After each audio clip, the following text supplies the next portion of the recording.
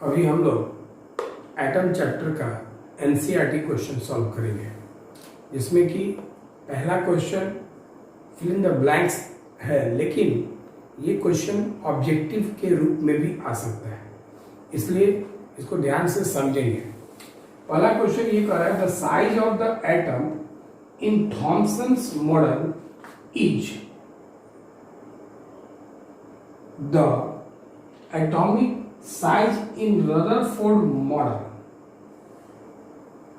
मतलब ये क्वेश्चन कह रहा है कि थॉमसन मॉडल के साइज की बात कर रहा है और रदरफोर्ड मॉडल के साइज की बात कर रहा है। अब ये थॉमसन मॉडल का जो एटम का साइज था और रदरफोर्ड के एटम के साइज का कुछ क्वेश्चंस समझना है। अब ये क्या है, अब इसके ऑप्शन देखते हैं कि much greater than, no different from, much less than. मतलब ये कह रहा है कि अब ये तीनों में से आप इसमें क्या रखेंगे। The size of atom in Thompson model, Thompson model में जो एटम का जो साइज था वो क्या बड़ा था रदरफोर्ड से, क्या छोटा था, या दोनों में कोई अंतर नहीं था। तो आपको याद होगा कि हमने बताया था कि साइज में दोनों में कोई अंतर नहीं है। जाके ये पॉइंट को आप प्रॉपर्टीज में देख लेंगे। मतलब इसका होगा नो डिफरेंट फ्रॉम। आपका ये जवाब होगा यहां no different from the atomic size in Rutherford model। मतलब कि Thomson, the size of the atom in Thomson model is no different from the atomic size in Rutherford's model। मतलब कोई दोनों में साइज में अंतर नहीं है। अगला क्वेश्चन देखते हैं। इन ग्राउंड स्टेट ऑफ, यहां पे fill in the blanks है, electrons are in stable equilibrium while in, जबकि यहां खाली जगह electrons always experience a net force। यहां जो भी क्वेश्चन दिया है लगभग दो ही मॉडल पे दिया है, और वो है थॉमसन और रदरफोर्ड, उसी के बारे में दिया है। कह रहा है कि ग्राउंड स्टेट में इलेक्ट्रॉन स्टेबल इक्विलिब्रियम में है, जबकि इलेक्ट्रॉन ये कह रहा है कि नेट फोर्स एक्सपीरियंस करता है। तो इसके पहले भी फिल इन द ब्लैंक्स है, इसके पहले भी फिल इन द ब्लैंक्स है। तो देखते हैं ऑप्शन में थॉमसन मॉडल है और रदरफोर्ड मॉडल, इसी में से तो आप सोचना है कि कौन सा स्टेटमेंट थॉमसन का है और कौन सा स्टेटमेंट रदरफोर्ड का है। तो आपको याद होगा कि रदरफोर्ड ने कहा था क्या कि इलेक्ट्रॉन जो है न्यूक्लियस के नजदीक आता है, और जब ये न्यूक्लियस के नजदीक आता है इसका मतलब ये है कि ये न्यूक्लियस इसको खींच रहा है। अरे खींच रहा है इसका मतलब न्यूक्लियस फोर्स लगा रहा है। तो फोर्स की बात कहाँ आती है, और ऐसा थॉमसन ने नहीं कहा था। थॉमसन ने कहा था क्या कि तरबूज में जो बीज होते हैं उसकी तरह इलेक्ट्रॉन होता है, वो यहीं पर है तो यहीं पर। ऐसा ये नहीं कहा कि वो सेंटर में आएगा खत्म हो जाएगा, ऐसा उन्होंने कुछ नहीं कहा था इसके बारे में। तो अब ये क्या है कि फोर्स कहाँ एक्सपीरियंस होता है। तो रदरफोर्ड ने कहा था कि वो धीरे धीरे न्यूक्लियस के नजदीक आएगा, और जब वो न्यूक्लियस के नजदीक आ रहा है इसका मतलब उसको वहां पे फोर्स लग रहा है। तो और इन ग्राउंड स्टेट, इसको पढ़ते हैं, इन ग्राउंड स्टेट ऑफ, यहां क्या लिखेंगे कि electrons are in stable equilibrium. Ground state में ये कह रहा है कि इलेक्ट्रॉन किसने कहा था कि स्टेबल इक्विलिब्रियम में है, तो वो कहा था थॉमसन ने कि स्टेबल है। तो यहां पे Thomson's model while in electrons यहां रदरफोर्ड होगा, रदरफोर्ड नहीं बताया था, ये रदरफोर्ड होगा, रदरफोर्ड्स मॉडल। अब देखिए, in ground state of Thomson model electrons are in stable equilibrium. Thomson model के में बताया गया कि ग्राउंड स्टेट में इलेक्ट्रॉन जो है वो स्टेबल इक्विलिब्रियम में, whereas Rutherford model electrons always experience a net force. Rutherford में बताया गया कि इलेक्ट्रॉन नजदीक आते रह रहा है न्यूक्लियस के, इसका मतलब है इलेक्ट्रॉन नेट फोर्स एक्सपीरियंस कर रहा है। अब यहां पे एक क्लासिकल एटम बेस्ड ऑन खाली जगह, इसमें भी थॉमसन और रदरफोर्ड में एक भरना है, इज डूम्ड टू कोलैप्स। परमाणु के नष्ट होने की बात कह रही है। तो परमाणु नष्ट किसके थ्योरी से है? तो नष्ट होने का थ्योरी किसने दिया था, थॉमसन ने कि रदरफोर्ड ने? तो आपको मालूम है कि रदरफोर्ड ने, तो यहां पे आप लिखेंगे रदरफोर्ड्स मॉडल। ध्यान देंगे आप, ये रदरफोर्ड मॉडल भरा जाएगा। परमाणु के नष्ट होने की बात जो रदरफोर्ड मॉडल में कहेंगे। अब इसमें आते हैं, an atom has a nearly continuous mass distribution in but has a highly non uniform mass distribution in. इसमें भी एक जगह थॉमसन भरना है और एक जगह रदरफोर्ड भरना है। तो अब बताइए, तरबूज में बीज की तरह इलेक्ट्रॉन है और ये चारों ओर, जैसे तरबूज में जो लाल है कि जैसे लाल वाला भाग फैला होता है वैसे प्लस फैला होता है। तो लाल वाला भाग तो हर जगह एक निश्चित परिमाण में फैला होता है। इसका मतलब है कि प्लस एक निश्चित परिमाण में चारों ओर फैला है, निश्चित माप में फैला है, निश्चित डिफिनिट अमाउंट में फैला है। तो जब ये डिफिनिट अमाउंट में हर जगह फैला है, इसका मतलब है कि हर जगह डिफिनिट मास होंगे, हर जगह लगभग सेम मास होंगे, मास का डिस्ट्रीब्यूशन कंटिन्यूअस होगा। देखिए ध्यान से, तो थॉमसन ने कहा था, लेकिन रदरफोर्ड ने क्या बताया, सारे पॉजिटिव चार्ज जो है वो सेंटर में है। इसका मतलब सारा मास कहां है, सेंटर में। इधर कंटिन्यूअस डिस्ट्रीब्यूशन नहीं है, सारे मास यहां है। एटम के चारों भाग में बराबर मास का डिस्ट्रीब्यूशन नहीं हो रहा है, मास का डिस्ट्रीब्यूशन नहीं हो रहा है। लेकिन मास का डिस्ट्रीब्यूशन थॉमसन के अकॉर्डिंग मास का डिस्ट्रीब्यूशन है, चारों ओर रेड वाला पार्ट है। तो जैसे रेड वाला पार्ट है वैसे पॉजिटिव है, बात को ध्यान रखेंगे आप। तो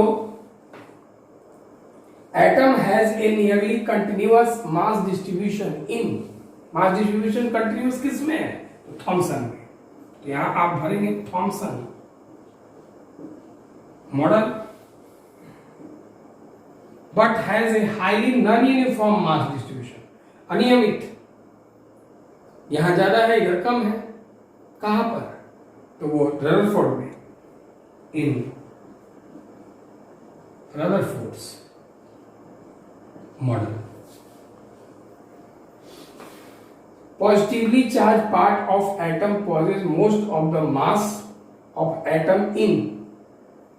पॉजिटिव चार्ज सारा का सारा लगभग पूरा मास पॉजिटिव चार्ज पर है।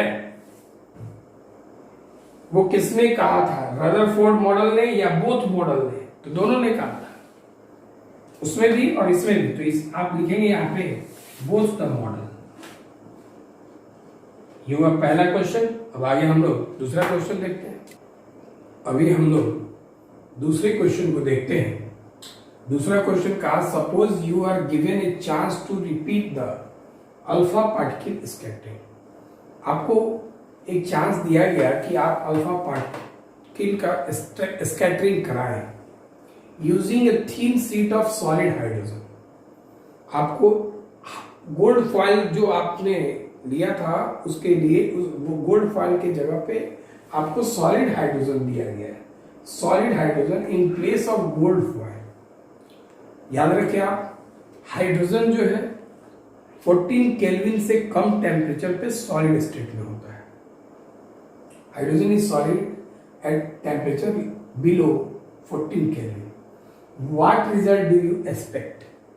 तब आपको क्या क्या लगता है क्या हो सकता है? तो आपको मालूम है आप क्वेश्चन में क्या है कि आप अल्फा को बमबार्ड कर रहे हो, आप अल्फा पार्टिकल, और यहाँ हाइड्रोजन फॉयल, और ये हाइड्रोजन फॉयल।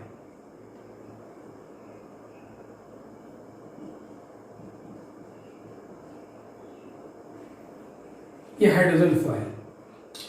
तो आपको मालूम है कि अल्फा जो हाइड्रोजन फॉयल है, इसके न्यूक्लियस में एक प्रोटॉन है और ये एक इलेक्ट्रॉन, और ये 2+ लेके ये जा रहा है। तो ये कहने का मतलब है कि इसके कंपैरिजन में ये भारी है, अल्फा पार्टिकल भारी है, इसके पास 2 पॉजिटिव चार्ज है और 2He4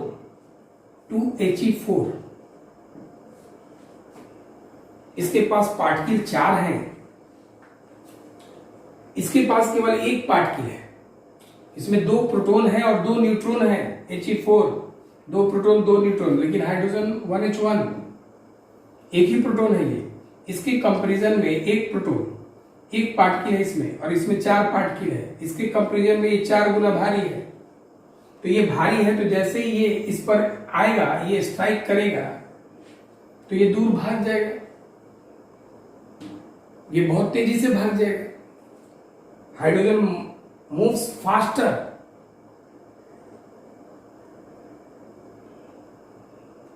तो ध्यान रखिए आप, since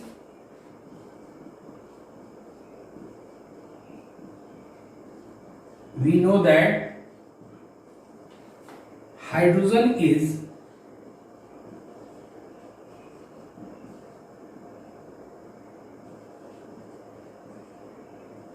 lighter than alpha particle, then on bombarding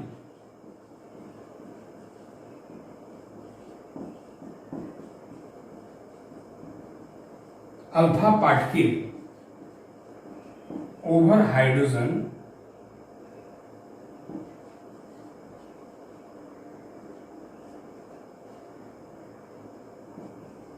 hydrogen moves faster। Hydrogen जो है फास्ट मूव कर जाएगा।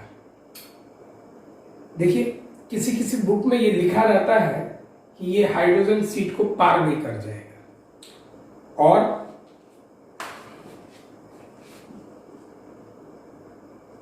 It may be possible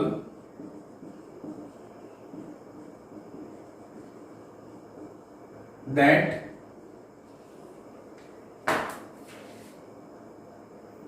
alpha particles passes through the hydrogen foil। तो ये दोनों से आपको मिला क्या? हमें ये मिला कि हमको यहां अल्फा स्कैटरिंग नहीं मिलेगा। The result is that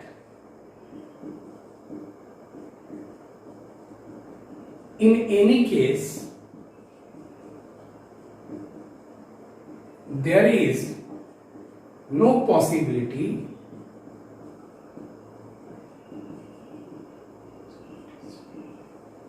of alpha scattering। किसी भी केस में अल्फा स्कैटरिंग पॉसिबल नहीं है। अगर हाइड्रोजन भाग जाए तो भी अल्फा का स्कैटरिंग नहीं हुआ, या इसको पार कर जाए तो भी अल्फा का स्कैटरिंग नहीं हुआ। अब हम लोग अगला क्वेश्चन देखते हैं। अभी हम लोग तीसरा क्वेश्चन देखते हैं, 12.3 चैप्टर 12 का तीसरा क्वेश्चन। ये क्वेश्चन क्या है कि what is the shortest wavelength present in Paschen series. Shortest wavelength की बात कर रहे हैं पास्चन सीरीज में। इस तरह क्वेश्चन जो है हम लोगों ने पीछे के वीडियो थ्योरी में भी पढ़ा था। तो अब इसके बाद थोड़ा सा ध्यान देंगे आप पास्चन सीरीज की बात हो रही है, वेवलेंथ निकालना है शॉर्टेस्ट। तो सबसे पहले हम इसका फॉर्मूला लिखेंगे, याद होगा आपको, nu bar is equal to R 1/n1 square minus 1/n2 square. Nu bar मतलब वेव नंबर, लेकिन आपको निकालना क्या है, वेवलेंथ। तो न्यू बार का फॉर्मूला होता है 1/λ are 1/n1 square minus 1/n2 square. अब एक चीज, n1 क्या है, n1 वो ऑर्बिट का नंबर है जहां इलेक्ट्रॉन आता है, और n2 जहां से आता है। अब इसमें n1 की बात कह रहे हैं, तो अभी न1 किसके लिए, पास्चन सीरीज की बात हो रही है। तो आपको याद होगा Lyman, बामर, Paschen, bracket, fund. Lyman पहले में इलेक्ट्रॉन, बामर दूसरे में इलेक्ट्रॉन, पास्चन तीसरे में इलेक्ट्रॉन, ब्रैकेट चौथे में अगर इलेक्ट्रॉन आता है तब, और फंड पांचवें में इलेक्ट्रॉन आता है तब। ये पास्चन की बात हो रही है। तो पास्चन तो लाइमन, बामर, पास्चन तीसरे में इलेक्ट्रॉन आता है। तो n1 उस ऑर्बिट को कहते हैं जहां इलेक्ट्रॉन आता है। तो कहां आ रहा है, तीसरा में। n2 की बात करते हैं, n2 मतलब उल्टा। अब ये चीज समझे आप, ये पूछा शॉर्टेस्ट, तो n2 लॉन्गेस्ट लिखेंगे आप, उल्टा लिखेंगे। अगर ये लॉन्गेस्ट पूछता है तो n2 शॉर्टेस्ट लिखते हैं। तो ये अगर पास्चन है तो तीसरे में आ रहा है, तो तीसरे में कहां से आएगा, तो चौथे से आएगा, पांचवें से आएगा, छठे से आएगा, सातवां, आठवां, नौवां, 10वां, इन्फिनिटी तक से आएगा। तो हमने ये कहा, तो अब इधर देखिए, तो तीसरे में आना है तो चौथे से आएगा, पांचवें, छठे, सातवें, आठवें, नौवें, 10वें, इन्फिनिटी से तक आएगा। तो अब यहाँ पे आपको निकालना क्या, शॉर्टेस्ट। तो n2 आपको लिखना है लॉन्गेस्ट। तो n2 चालू 4 से होता है, 5, 6, 7, सबसे बड़ा क्या हो गया, इन्फिनिटी। तो शॉर्टेस्ट के लिए सबसे बड़ा n2 लिखना होगा। अगर ये लॉन्गेस्ट पूछा होता तो n2 आप शॉर्टेस्ट लिख रहे होते, तो ये शॉर्टेस्ट क्या होता है, n2। तो 3 में आना है तो कहां से शॉर्टेस्ट, 4। तो शॉर्टेस्ट यहाँ पे 4 होता, ध्यान रखेंगे। अगर ये लॉन्गेस्ट पूछा होता तो n2 आपको शॉर्टेस्ट लिखना होता, 4 लिखते हैं आप।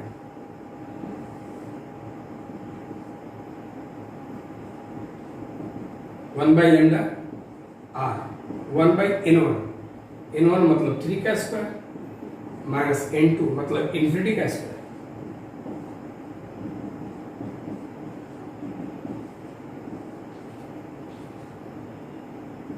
वन बाई 9, किसी चीज के नीचे अगर इन्फिनिटी हो तो value 0। 1/λ is equal to r into 1/9। 1/λ is equal to r/9।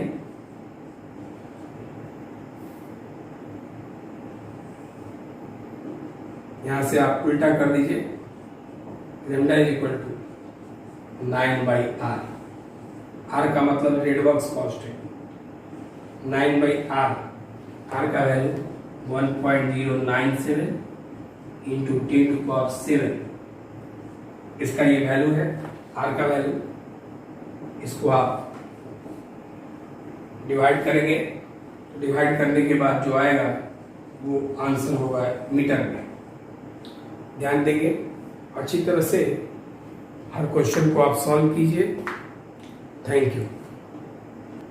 आगे का क्वेश्चन आगे के वीडियो में बताया जाएगा।